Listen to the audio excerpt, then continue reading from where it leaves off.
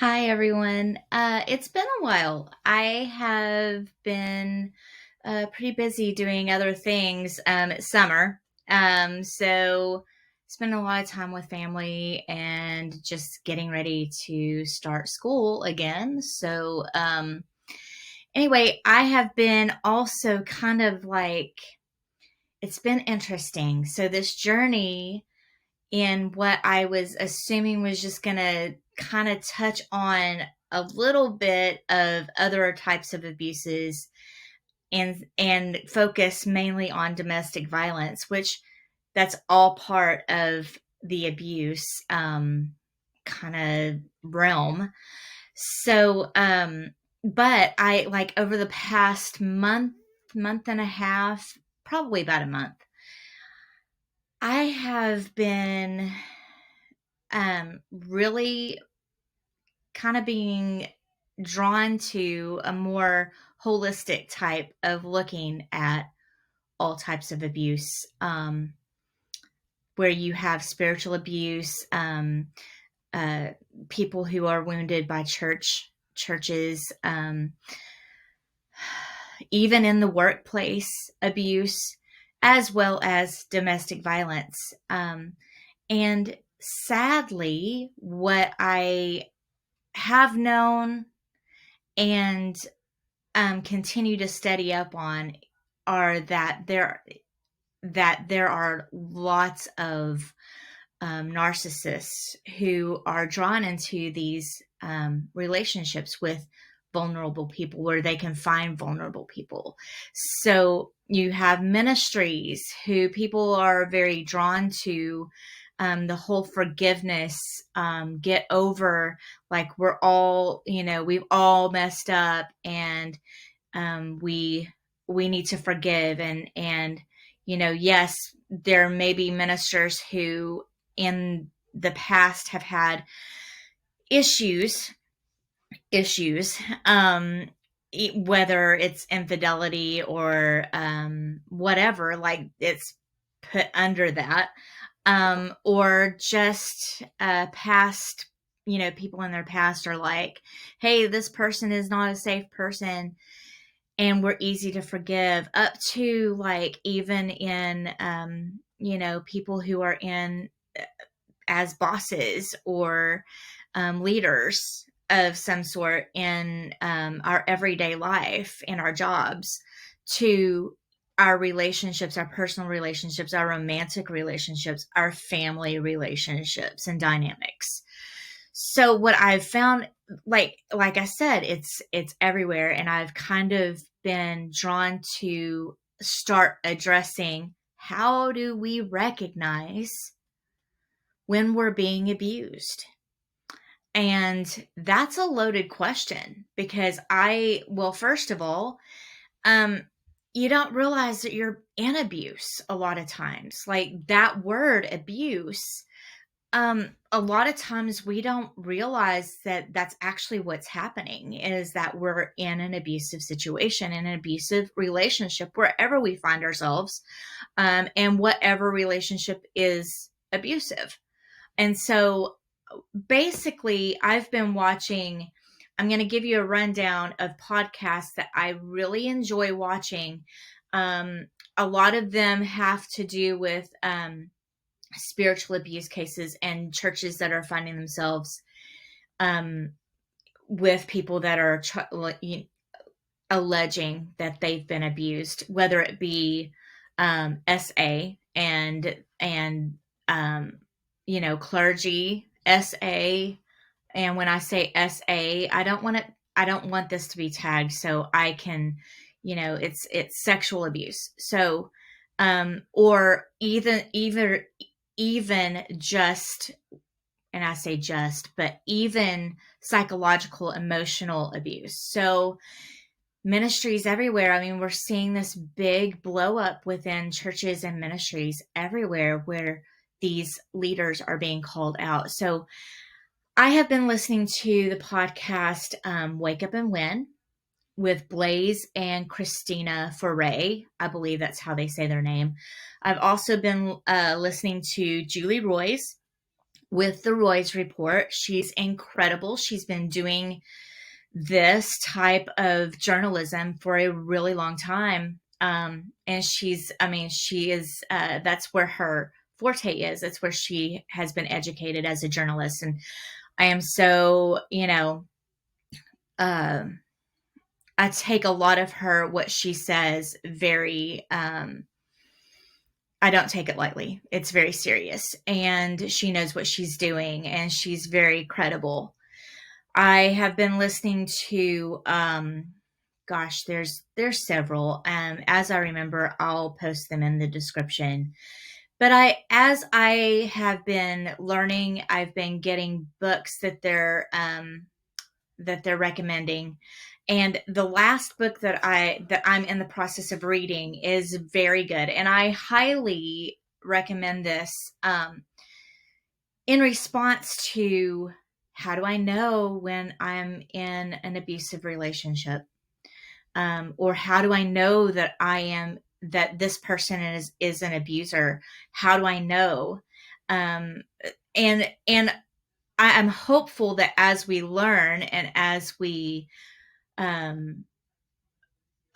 get used to, that's sad to say, but acclimate ourselves to what narcissists look like, act like, how they behave, what do they do when they're caught, like how do they respond. This is a book that is very, very insightful, and it is Something's Not Right, and it's written by Wade Mullen. I'll show you a picture of it. I am in the middle of reading it myself. I don't even know what chapter. It's a quick read, and I love reading. So, I recently just started, and this is how far along I am. So, it's an incredible book, and it's very insightful.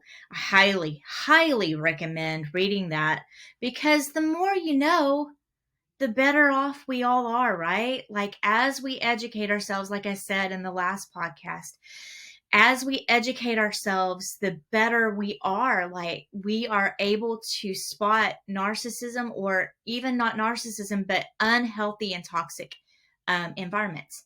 So I just kind of came across this latest article by Julie Royce, and she's going through, she was part of a documentary that's been years in the making, and it's the religion business, which caught me by, that definitely got my attention, and I can totally relate to it. What we have been noticing, and if you're part of the religious community, the church community, the Christian church community, evangelical Christianity church, you are aware of this thing, megachurch, the whole idea of megachurch. And I'm not saying every megachurch, every large church is like this, but for the most part, sadly, here in the United States, the megachurch has kind of turned into a money machine, and it's more business minded. I can remember listening to a podcast. I love podcasts, by the way. One of the reasons why I decided to start one, because I love information. And so this has been very interesting to me for a long time. So one of the podcasts that I have listened to in the past was a podcast called The Rise and Fall of Mars Hill. I really like that. I think that was my kind of the tipping my toe in the water of podcasts, and also on religious abuse. Very interesting podcast. And so I have been very interested since about 2020 in all things abuse. I know I'm a sucker for punishment, but I really truly believe that the more knowledge that we know, the better off we are, and we can better recognize when we're in danger. So this particular the religion business, goes into the whole dynamic of how churches have become so business minded that all they really care about is money. And if you've noticed, like, that has been the whole, like, kind of the whole thing about American evangelicalism, is that we have had this shift from serving Jesus and understanding that we are part of a kingdom to a shift in making money and greed. And that money has become our God instead of Jesus, instead of serving the Lord Jesus Christ. And so I'm going to make this podcast is going to be quite a bit shorter than the last one, but I just wanted to kind of pop in and tell you my brain is kind of in that mode, and I'll get into more specifics as I feel free to. I myself am, have stepped forward as a whistleblower on a ministry. It has not come out yet, but there have been some things that I needed to, as it was opened up, and I realized that what I had been a part of for a couple of years was indeed toxic. Surprising. Surprise, surprise. It was in the middle of all of the rest of the things that I was kind of in a very toxic situation in every area of my life at that point. It's been about, it's going on about 20 years ago when this started. And I ended it about 14 years ago, all of the toxicity, not particularly this particular,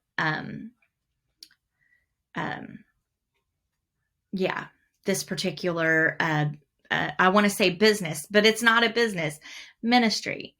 So anyway, I just wanted to let y'all know where my brain is going. I will share more about that. I just wanted to, go through this step down of what I wanted us to kind of chew on until the next podcast, about how do you know when you are in a toxic environment.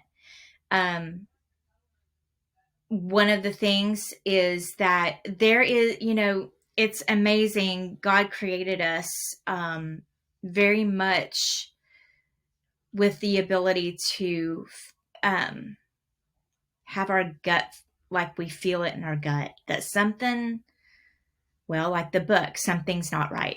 You may not know that, like, it's abuse, but, I can tell you from experience, I didn't know that I was in abuse.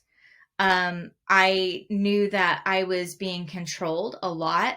I knew that this was, speaking of in my, my previous marriage, I didn't have, out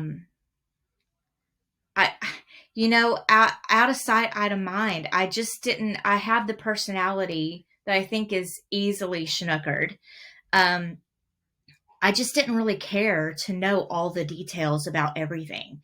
I didn't mind not knowing all of the financial information. The only thing that I minded really was that I had to ask permission to spend money. Which I didn't really know that there was anything wrong with that. I mean, asking permission for money, I just thought that that's what I had to do because I was not working outside of the home. And to me, I was just doing that out of a respect for my husband at the time, asking for money, making sure that, it was kind of like I had this, we call it parentification, where one spouse acts like a parent to the other spouse. And I can honestly say that's exactly what was going on. I was treated just like one of our kids alongside of our children. And too often what we notice within the evangelical church world, more conservative kinds of circles, is that you got this thing. Bill Gothard, really, if you don't know who that is, Google Bill Gothard, you'll see exactly what I'm saying. Had this very structured hierarchical picture of how a family is supposed to function. And you had God. If you've ever seen the umbrellas, you know exactly what I'm talking about.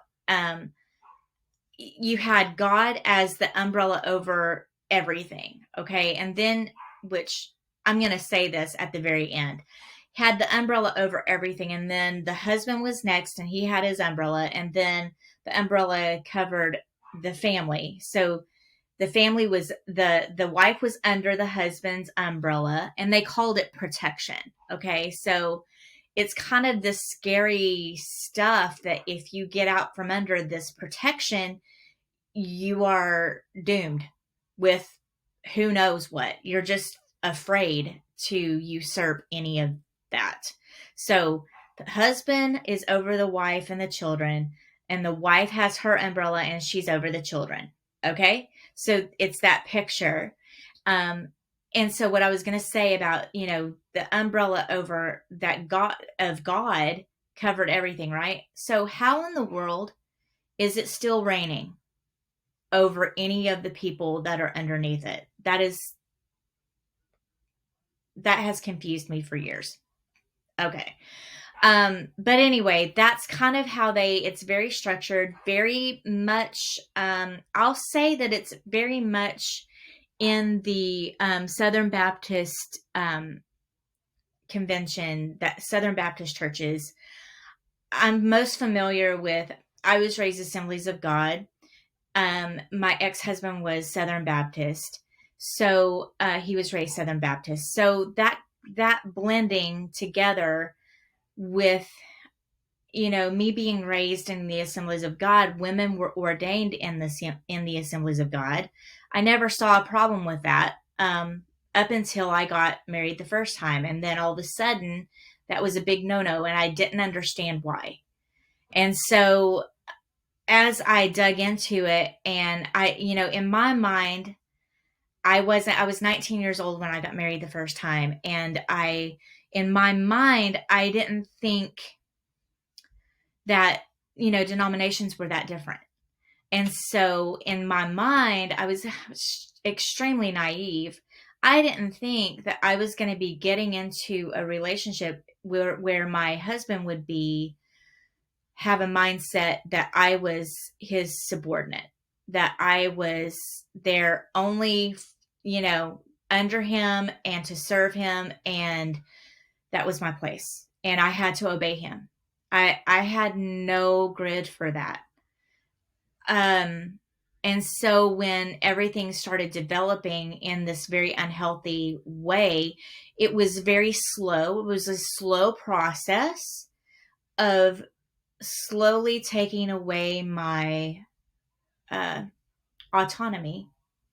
Big word for myself, like how that I had a right to my own thoughts and my own feelings, and that I could think for myself and I could have my own ideas. That was not looked upon fondly. And so that slowly deteriorating of my self-esteem, my everything, like it just slowly whittled away. I tell people this all the time, that a narcissist is really good at making your world smaller. And what I mean by that is that you may come into a relationship, and this is across the board. I'm not, I don't want to just like talk about this is what happened in my marriage, but this also happened in ministries. And this also happened in churches where it becomes this, you may come with, you're part of this bigger thing. Like you've been, in my case, I had been a cheerleader, and I had been, fairly popular in school, and like I had this big dream of singing and go and being, big, had this big plan and going to college to pursue it. And slowly but surely, that dream and those what I wanted to do and my own free thoughts were slowly taken away, and it was out of the picture. So, which is so, I mean, I look back at it now and go, what in the world happened? Like, I don't even recognize that person. And it's true. Like, you get to the point where you're not even your own because you've slowly acclimated into the voice of whoever the leader is. And so this is the danger, is that we lose ourselves and we don't even know that how the extent of what's happening, and we don't even realize that it's abuse. All we know is that something isn't right, something isn't feeling right. And so what I'm like putting together is that, and a lot of people there are patterns of behavior that all abusers have. And so again, get the book Something's Not Right by Wade Mullen. It's incredible and it's very eye-opening. As I got the words and the vocabulary to speak, this is why it's important to get help, to go to therapy. If you're like, by the time I found myself in therapy, I really honestly thought that my first meeting with my therapist back in 2011, I honestly thought she is going to put me on so many medicines, so much medication, and I know that I need it. And she's probably going to put me in for psych evaluation. Like, I just felt completely off kilter and crazy because abuse had been so normalized in my life. And I didn't even know, at that point, I did know that I was being abused because I had come across the power and control wheel. If you do not know what that is, I will put that down probably in the description as well, or down in the comments, about what the power and control wheel is. It saved my life. That is the one piece, the one tool that saved my life. And so by the time I went to counseling, I had the vocabulary that I was abused. And I had started reading, I had read Boundaries by Dr. Henry Cloud and John, I can't remember his name. But I had read through that book and realized, oh my goodness, I not only have I never had boundaries, I didn't have the personality really that liked enforcing boundaries. I've had to learn how to do that, and it's very hard. It's very hard for an Enneagram 9, because I don't want to rock the boat, and others like me don't want to rock the boat, but we are not just peacekeepers. We're not called to be peacekeepers. We're called to be peacemakers. And sometimes peacemakers have to come in and say, wait a minute, I am not being treated right. This is not right. And I refuse to be in relationship and continue to be treated like this. And there's nothing wrong with that. So, anyway, yeah, by the time I got into therapy, I felt crazy, and I didn't have all of the words. I didn't know how to articulate exactly what had happened. And it took a while for me to get those words. That's why it's important for people in law enforcement and people who are counseling, pastors, to not just hear the words that are spoken to you, but understand that many times women or men who are coming to you that are in an abusive situation may not be able to speak correctly and look kind of crazy. understand that trauma does that to people. When you are beat down and beat down and beat down and beat down, by the time you see this person come before you, they're a hot mess a lot of times. I was a hot mess. I mean, steaming hot mess.